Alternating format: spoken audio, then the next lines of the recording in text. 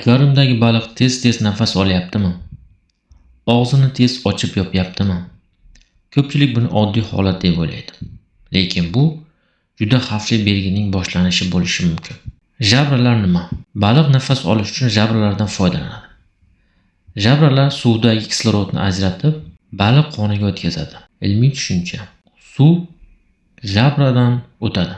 Erigan kislorodni qonga o'tkazadi. Qon orqali to'qimalarga, hujayralarga o'tib, moddalar almashishi natijasida hosil bo'lgan karbonat angidridni yana qonga o'tkazib, jabra orqali chiqarib yuboradi. Agar jabra shikastlansa, baliq nafas ola olmaydi.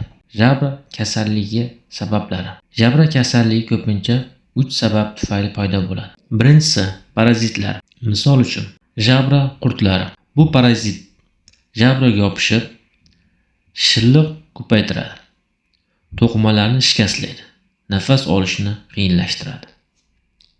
Ikkinchisi, bakteriyalar. Bakteriyalar jabra to'qimasini yemiradi. Natijada jabra yallig'lanadi. Kislorod almashinuvi buziladi. Uchinchisi, suv sifati. Akvariumda ko'p uchraydigan zaharli modda ammiak. Ammiak jabrani kuydiradi va ularni shikastlaydi. Kasallik belgilari.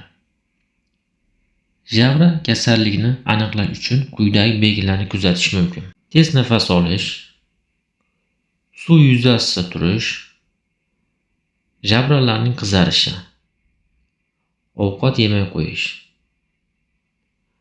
akvarium devorlariga ishqalanish. Bu belgilar ko'pincha kislorod yetishmasligi bilan bog'liq.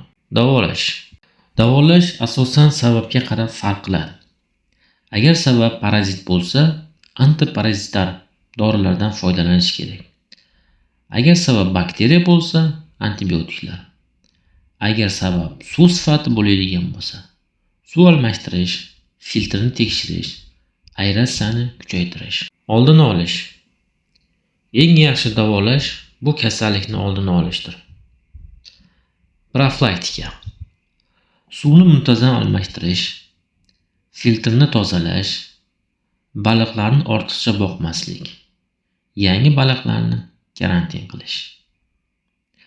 Xulosa. Agar baliq tez nafas olayotgan bo'lsa, bu oddiy holat emas. Ko'pincha bu jabra kasalliklarining belgisi bo'ladi. Shuning uchun akvarium suvini nazorat qilish baliqlar sog'lig'i uchun juda muhimdir.